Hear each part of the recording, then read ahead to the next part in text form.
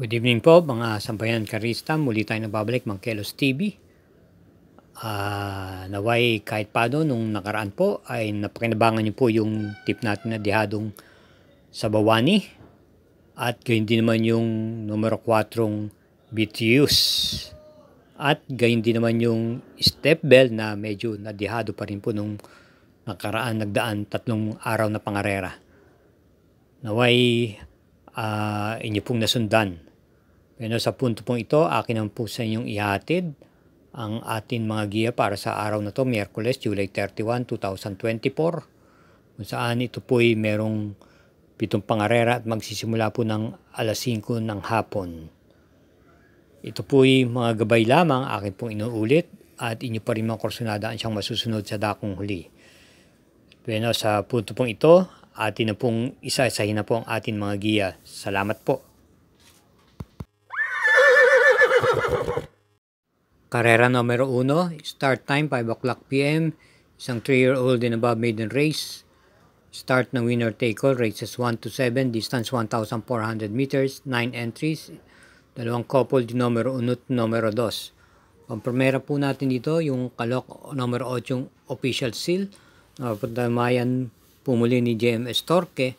Ito po yung veterano sa laban at parati rin po itong nasa timbangan. May angking na ipipacing at pwede rin mo pong iparimate. At panigunda po natin yung coupled entry sa numero 2, side by side, star of the show. Na kapwa po maganda rin po ang ikinikilos ng run, side by side, maganda po ang pagkakapanalo niya sa kanyang Novato race. Ito yung nagtiyempo ng 1 minute and 16.6 at si RM Adona rin po ang medala. Samantalang yung kakouple niyang star of the show, ito po dumating na rin po ng segunda na malakas nung nakaraan noong July 19 kay Cat Bike. Kaya para dito sa karera numero 1, pampremera numero 8, panigundo yung coupled entries numero 2. Karera numero 2, isang class 4, split group 16 to 21. Start ng peak 6, races 2 to 7, distance 1,200 meters. May 8 kalahok. Ating pampremera rito, yung kalahok numero 6, Gray Factor na papanubayan po muli ni JB Guerra. Ito po ay galing sa pahinga nung nakaraan pero tumakbo po na ito nung July 17. Maganda naman po ang kanyang ipinakita. Ito po ay may takbong na ipipacing at na iparirimate. Dumating po siya ng 5th pwesto kay Majestic Star. From MP Cañete, nilipat na po kay JB Guerra po ang renda. At panigunda po natin dito yung numero 3 Sundance na kagalang po sa panalo nung nakaraan at nagagamayan po ni JMS Torque nung July 19 kung saan tinalo niya po si Within Reach La Republica. May takbong naipipacing at naiparirimate at isama po natin panarsera yung numero setting Hang Loose na isang banderista at matapang po basta nasa unahan. Ito po yung nanalo rin nung July 17 kung saan tinalo niya po si Star of the Future at Biglang Buhos, muling rerenda ni Opie Cortez. Kaya para sa karera numero 2, pampremera numero 6, panigundo numero 3 at panersera numero 7. Karera numero 3, may distansyang 1,400 meters, isang class 4, group 28 to 33. Start ng peak 5, races 3 to 7 at meron 10 entries. Ating pong pampremera rito yung kalahok numero 4 part-time lover na kung atin nasusubaybayan, ito po ay tumakbo sa kanyang Novato race kung saan maganda po ang kanyang pinakita at nag-tempo po ito ng 1 minute and 11 something. At nitong nakaraan lang, tumakbo na po siya sa kanyang maiden race kung saan nanalo po siya nung July 5 at tinalo niya po si Sunny Nature at nag-tempo ng 126.6. Maganda po ang kanyang pinapakita at sa tingin ko may buti rin po ito.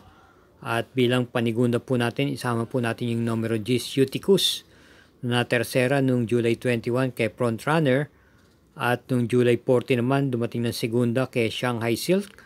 Ito po may angkin tuling at naturuan na rin po itong iparimate. Kaya para dito sa karera numero 3, pampremera numero 4, panigundo yung numero G's.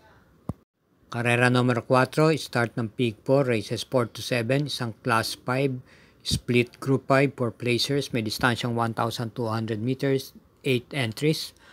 Ating pong pamprimera rito yung kalahok numero 2 start.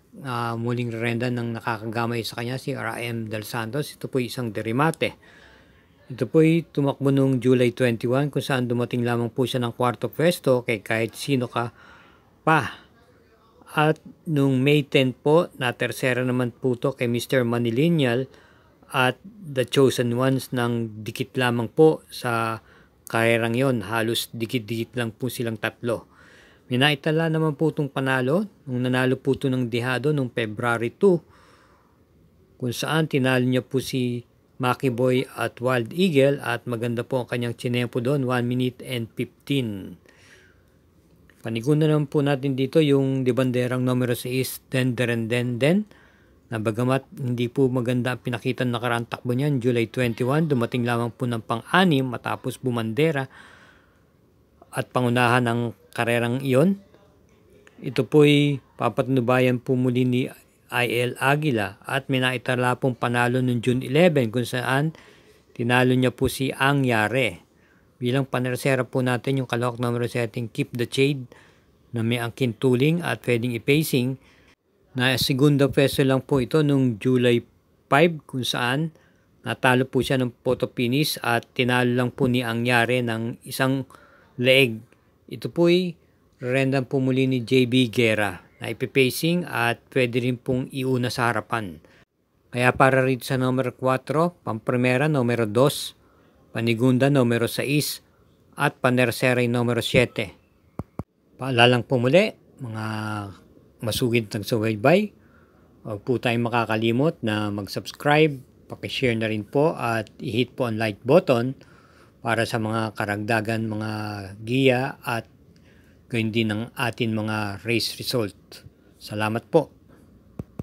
Karera numero 5. Ito po ay isang class 5 split group 11 to 15. May distansyang 1,200 meters, 8 entries. Atin pong pamprimera rito yung kalahok numero 6, H.E. Holy, na kung saan ito po ay dumating lamang po ng kwarto pwesto noong nakaraang July 10 kay Tenacity at muli pong rerenda ni E.A. Abrea. May angkin remate at pwede rin pong ipacing. May naitala pong panalo ito noong June 18 kung saan tinalo niya po si Alindog at Jersey Crown.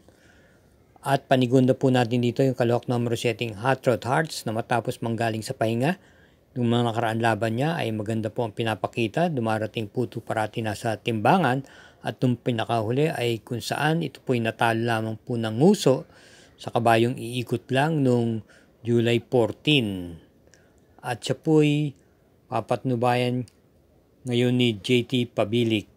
Panersera po natin dito yung kalahok numero 1, Oktubre 14 na nagagamayin po ni Dan L. Camanyero na ipipacing at may remate na quinto peso lamang po ito noong July 20 kay Hombre at Mr. Dynamic. Kaya para rito sa karera numero 5, pamprimera numero 6, panigundo numero 7 at panersera numero 1. Karera numero 6, penultimate race. Ito po ay isang class 4, split group 20 to 27, distance 1,400 meters, 9 entries. Atin pong pamprimera rito yung kalahok numero 7, Charm Campaign, na papatnubayan po sa pagkakataon po muli ni JB Bakaykay from JL Siego. Ito po ay dumating po ng tersera pwesto itong nakaraan July 9 kay Magandang Dilag. Pwede po itong isabay sa unahan at ipacing at iparimate rin po naman. Noong July 20, ito po ay dumating naman po ng segunda pwesto kay Chocolate Thunder. Ating pong panigunda rito yung kalahok numero 9, Full Combat Order, na isang derimate.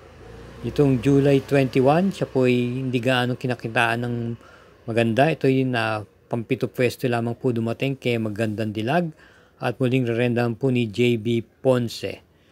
Noong July 14, siya po ay natersera naman po kay Black Star.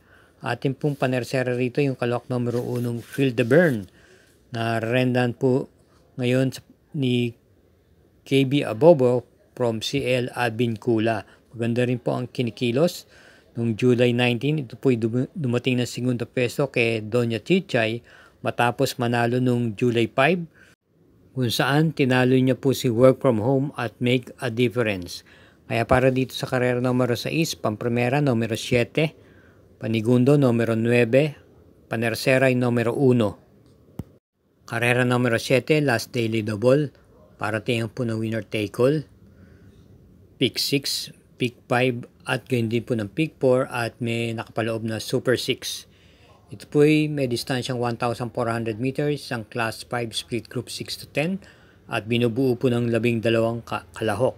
Ating pong pamprimera rito yung kalahok numero 7 Gents Had Enough na sa tingin ko naman ay medyo lamang na po ito rito. Veterano na rin po sa labanan at nasasali na rin po sa mga stakes race at tsumechempo lamang po ito sa tingin ko.